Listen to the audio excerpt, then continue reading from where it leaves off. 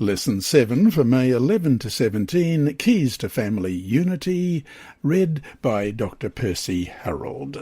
Sabbath afternoon, May 11. Before we start, let's pray. Our Heavenly Father, once again we thank you for your word and what it means to us individually, as a church, and as a community. As families we have difficulties sometimes, Lord, but in your word there are guidelines for us which will help. And as we study this week, we pray that your Holy Spirit will guide us and bless us. May your name be glorified during this lesson, we pray in Jesus' name. Amen. Our memory text this week is John chapter 17 and verse 21. And it reads, that they all may be one, as you, Father, are in me, and I in you, that they also may be one in us, that the world may believe that you sent me. Let's read that again, John 17:21. That they all may be one, as you, Father, are in me, and I in you, that they also may be one in us, that the world may believe that you sent me. Family life represents different seasons of life for different people.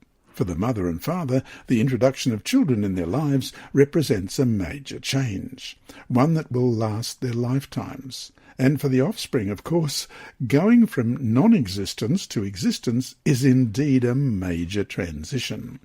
Then, too, children go through the various stages of life until they leave home and indeed might have children of their own. Yet, whether as parents or children in a family, we all struggle with the same thing, and this is our sinful, fallen natures, which can make unity in family life very challenging, to say the least.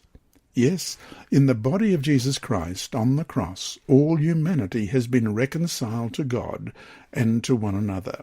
Ephesians 2:13-16 and Colossians 1:21-23 tell us this. But on a daily practical level, we must appropriate for ourselves the grace of Christ, which alone can make family unity a living experience for all who seek it in faith.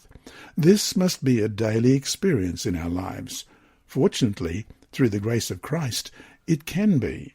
Ephesians 2, verse 13-16 read, But now, in Christ Jesus, you who once were far off have been brought near by the blood of Christ.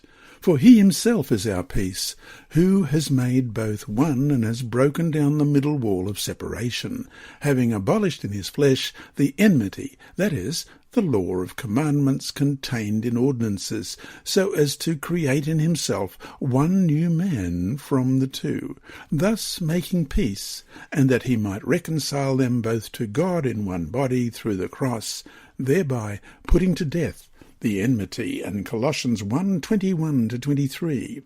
And you, who once were alienated and enemies in your mind by wicked works, yet now he has reconciled in the body of his flesh, through death, to present you holy and blameless and above reproach in his sight, if indeed you continue in the faith, grounded and steadfast, and are not moved away from the hope of the gospel which you heard, which was preached to every creature under heaven, of which I, Paul, became a minister.